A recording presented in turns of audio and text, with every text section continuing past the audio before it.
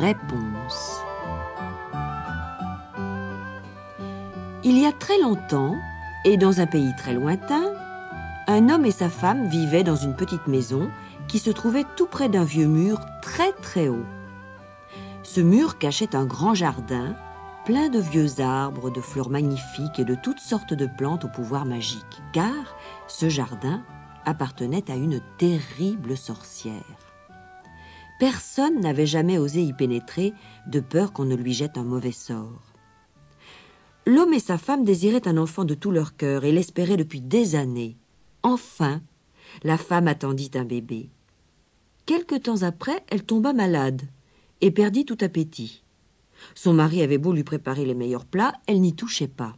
« Dis-moi ce que je peux faire pour toi, » suppliait l'homme. « Il y a sûrement un remède à ta maladie. »« Apporte-moi un brin de réponse, cette salade qui pousse dans le jardin de la sorcière, » murmura-t-elle, « et je suis sûre que je retrouverai la santé. » Le mari avait grand-peur de la sorcière, mais il était prêt à tout pour sauver sa femme. « La vieille sorcière ne me fera pas de mal, » se dit-il pour se rassurer. Il attendit la nuit pour escalader le mur. Le cœur battant, il s'assura que personne ne le voyait, s'approcha d'un plan de réponse, en arracha une touffe et rentra chez lui en courant. Dès que sa femme en eut mangé, elle se sentit beaucoup mieux. Mais le lendemain, elle retomba malade. « Je t'en prie, » pleura-t-elle, « va me chercher encore un peu de réponse, sinon je vais mourir. » À la nuit noire, son mari escalada de nouveau le mur. Mais, juste au moment où il cueillait quelques feuilles de réponse, la sorcière apparut. « Voleur !» hurla-t-elle. « Malheur à toi qui oses entrer dans mon jardin pour voler mes plantes !»« Oh, je vous en prie, » supplia l'homme. « Ma femme est très malade, elle va mourir si je ne lui rapporte pas un peu de réponse. »« Très bien, garde cette salade, » grinça la sorcière, « mais à une condition. En échange de la réponse, tu devras me donner ton enfant dès qu'il sera né. » Terrorisé, l'homme accepta le marché et s'empressa de retourner auprès de sa femme. Quelques mois plus tard, celle-ci mit au monde une petite fille. Le jour même de sa naissance, la sorcière leur apparut et réclama l'enfant. Les parents la supplièrent, pleurèrent, mais la sorcière ne les écouta pas et elle s'empara de la petite fille. « Je l'appellerai Réponse !» ricana-t-elle cruellement. Réponse grandit et devint une très belle jeune fille. Elle avait des yeux violets et de longs, très longs cheveux d'or qu'elle tressait en une natte magnifique. Lorsque Réponse eut 16 ans, la sorcière l'enferma dans une haute tour au cœur d'une sombre et sinistre forêt. La tour n'avait ni escalier ni porte. La seule ouverture était la fenêtre de la chambre où était enfermée Réponse. La jeune fille était isolée du reste du monde. La seule personne qu'elle voyait chaque jour était la vieille sorcière qui lui apportait à manger. Elle venait au pied de la tour et criait « Réponse ! Réponse ! Fais descendre tes cheveux !» Alors, Réponse déroulait sa longue natte et la lançait à la sorcière qui y grimpait comme si c'était une corde.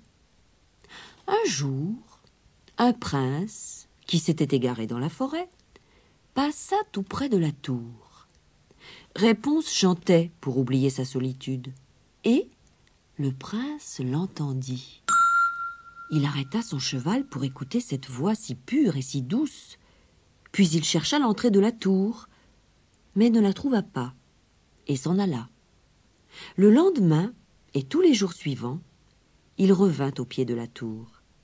Le prince, qui était sous le charme de ce chant, était bien décidé à découvrir à qui appartenait cette jolie voix.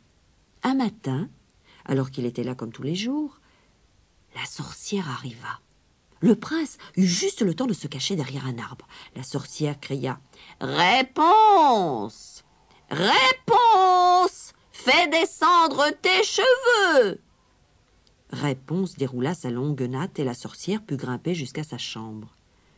Le soir même, le prince revint et appela. « Réponse, Réponse, fais descendre tes cheveux. » Il y eut comme un bruissement de soie et la longue natte dorée se déroula jusqu'à lui. Le prince grimpa rapidement, enjamba la petite fenêtre et se retrouva dans la chambre. C'était la première fois que Réponse voyait un homme. Aussi elle eut très peur, s'écarta de lui et dit, haletante, « Qui êtes-vous » ?« N'aie pas peur, » dit gentiment le prince qui s'était mis à l'aimer dès qu'il l'avait vu. « Je voulais seulement savoir qui chantait si bien. » Et il lui raconta comment chaque jour il avait écouté son chant. Bientôt, Réponse n'eut plus du tout peur. « Quitte cette horrible prison et épouse-moi, » proposa le prince. Le jeune homme était jeune et beau, et Réponse l'aimait déjà elle aussi, mais elle répondit « Je voudrais bien te suivre, mais comment pourrais-je m'échapper de cette tour ? Toi, tu pourras descendre le long de ma natte, mais moi, comment ferais-je » Elle réfléchit un moment, puis elle eut une idée. « Chaque fois que tu viendras, apporte-moi un écheveau de soie, je la tresserai et j'en ferai une corde. Lorsqu'elle sera terminée, nous pourrons descendre tous les deux et nous enfuir. » Le prince venait le soir et la sorcière dans la journée. Aussi ne se doutait-elle de rien du tout. Cependant, la jeune fille était si amoureuse que le prince occupait toutes ses pensées. Un jour, au moment où la sorcière entrait par la fenêtre, Réponse dit « Pourquoi donc êtes-vous tellement plus lourde que mon prince ?»« Peste de fille !» hurla la sorcière qui comprit aussitôt. « Tu m'as trompée, et peut-être depuis longtemps !» Elle saisit une énorme paire de ciseaux et empoigna la longue natte dorée. Les ciseaux étincelèrent et tranchèrent la natte qui tomba sur le sol. « Maintenant, fille indigne, nous allons voir comment tu te débrouilleras sans moi !» gronda la sorcière. Et elle emmena Réponse dans une vallée déserte où elle l'abandonna. À la nuit tombante, la sorcière revint dans la tour et attendit le prince. Au bout d'un instant, elle l'entendit appeler. « Réponse, Réponse, fais descendre tes cheveux. » Aussitôt, elle attacha la longue natte de Réponse à une lourde chaise près de la fenêtre et jeta la tresse dorée au prince. Il grimpa rapidement, mais quand il arriva en haut, c'est la sorcière qui l'accueillit en ricanant méchamment. « Elle est partie! Il n'y a plus de jeune fille ici !» lui dit-elle. « Ton petit oiseau chanteur s'est envolé et tu ne le reverras jamais !» Et elle fit basculer le prince du haut de la tour. Il tomba dans les ronces dont les épines lui piquèrent les yeux et le rendirent aveugle. S'appuyant sur un bâton, il s'éloigna péniblement de la forêt.